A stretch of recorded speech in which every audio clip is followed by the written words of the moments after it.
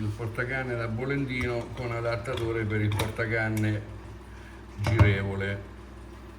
Il portacanne da bolendino in questo caso ha un adattatore, come vedete, che va nei portacanne girevoli già esistenti nella barca.